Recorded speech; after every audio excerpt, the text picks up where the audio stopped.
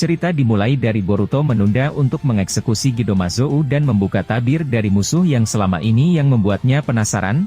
Sebab walaupun mereka sudah dalam kondisi tersegel, tapi tidak cukup mudah untuk membongkar siapa mereka yang sebenarnya. Mata Rinne Sharingan miliknya masih bisa melakukan sesuatu untuk menghalang Boruto untuk melakukan tindakannya.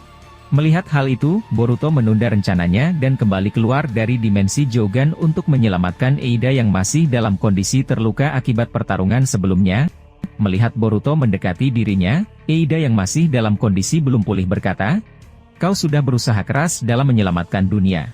Itu tanggung jawab yang tidak ada habisnya, jadi bagaimana dengan mereka? Apakah sudah berakhir? Siapa yang mengejar kita selama ini?" Boruto yang mendengar itu menjawab, "Masih belum. Aku belum menyelesaikannya secara sempurna. Mungkin saat ini aku berhasil menangkap mereka, tapi mereka cukup tangguh hingga akhir. Tapi entah mengapa aku masih merasakan sesuatu yang buruk akan tiba tidak lama lagi." Setelah Boruto berkata demikian, dia membawa Eida untuk kabur dari tempat itu. Saat mereka di tengah perjalanan, Eida melihat ada batang besi kecil menancap di jubah Boruto dan berkata, "Boruto, apa itu yang ada di jubahmu? Aku rasa itu bukan pertanda yang baik." Sesaat Boruto mendengar kalimat tersebut, tiba-tiba Boruto melihat Eida ada tanda cakar kecil muncul di dekatnya yang hanya bisa dirasakan oleh Boruto. Saat itu Boruto berkata, "Kau benar Eida, masih belum berakhir. Ternyata firasatku benar ya." Setelah Boruto berkata seperti itu, tiba-tiba Code dan Shinju Matsuri dan Shinju Bak muncul di hadapan mereka. Boruto yang melihat kehadiran musuh bebuyutannya langsung refleks melindungi Eida dengan maju satu langkah di depannya. Saat itu tanpa banyak basa-basi, Shinju Bak langsung secara cepat mengincar Eida dengan cara ingin mencekiknya. Melihat serangan mendadak itu, Boruto langsung menendang Shinju Bak hingga terpental jauh dengan kekuatan yang diberikan oleh Toneri.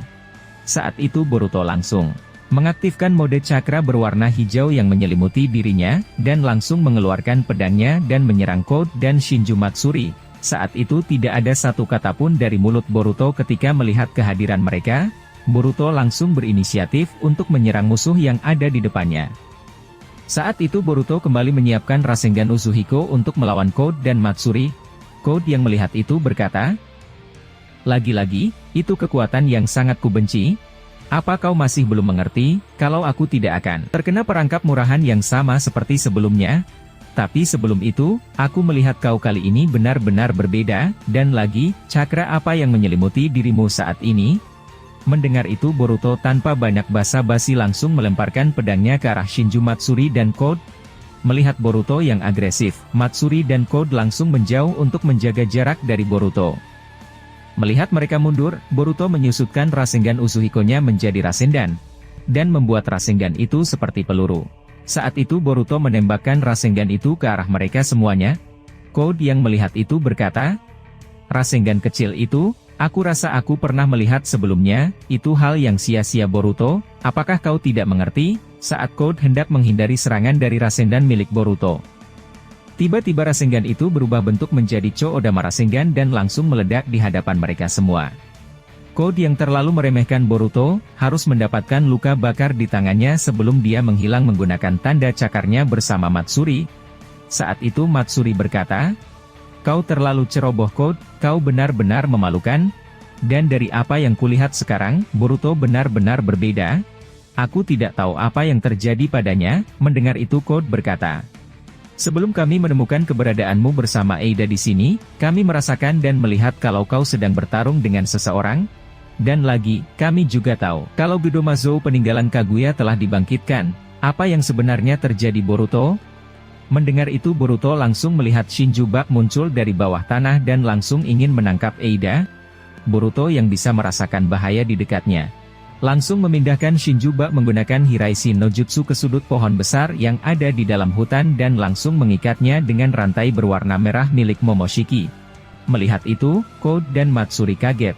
Sebab mereka tidak percaya kalau Boruto bisa melakukan itu dengan mudah untuk melumpuhkan pergerakan salah satu pecahan Gyubi. Saat itu Boruto berkata, "Sepertinya kalian benar-benar tidak berguna, Jika kalian ingin menanyaiku, dan ingin mendapatkan informasi, berhentilah menyerang dasar sialan, dan kau Code, kau benar-benar tidak berguna sama sekali. Mendengar itu Code berkata, jadi di mana musuhmu?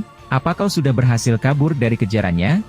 Siapa orang yang dapat mengendalikan Gedomazo itu? Mendengar itu Boruto menjawab, justru aku ingin bertanya padamu Gyubi, bukan kau Code, kau orang yang paling tidak berguna di sini? Apakah kau mengetahui fenomena aneh yang kau lihat sebelumnya?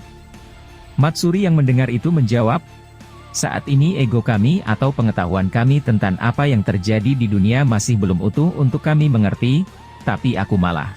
Kebalikannya, aku sama sekali tidak mengetahui kenapa Gedomazo itu bisa muncul lagi di bumi, sebab itulah aku menjemputmu di sini.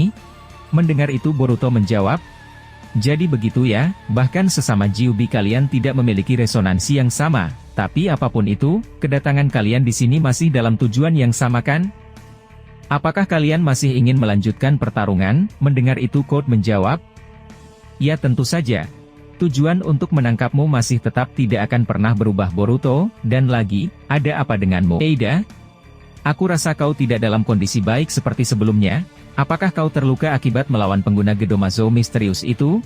Boruto yang mendengar itu menjawab, Code ini adalah penawaranku yang terakhir kalinya untukmu. Jika kau masih ingin selamat, kembalikan mata yang sudah kau curi sebelumnya, dan aku akan mengampuni nyawamu. Mendengar itu Code membalas, mata ini cukup berguna Boruto, aku hampir mendapatkan Hachibi hanya dengan kekuatan mata ini. Tapi aku rasa, seperti niatanku sebelumnya, aku akan menghancurkan mata ini tepat di depanmu. Boruto yang mendengar itu langsung mengaktifkan Jogannya dan langsung bergerak secara kilat untuk mendekati tubuh Code. Melihat pergerakan Boruto secara tiba-tiba, Code tidak dapat bergerak dan panik hingga mengeluarkan keringat dingin di dahinya. Saat itu dia berkata, kekuatan apa itu? Dia benar-benar berbeda. Aku tidak dapat menyadari pergerakannya, dan tubuhku terasa kaku akibat tidak dapat bergerak. Saat Boruto muncul di hadapan Code dia berkata, aku sudah mengingatkanmu berulang kali. Dan aku rasa, ini adalah akhirmu, aku sudah muak melihatmu sialan.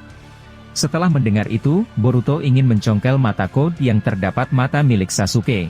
Saat Boruto hendak mengambil mata tersebut, Shinju Bak dan Shinju Matsuri langsung menyerang Boruto dan menyelamatkan Code.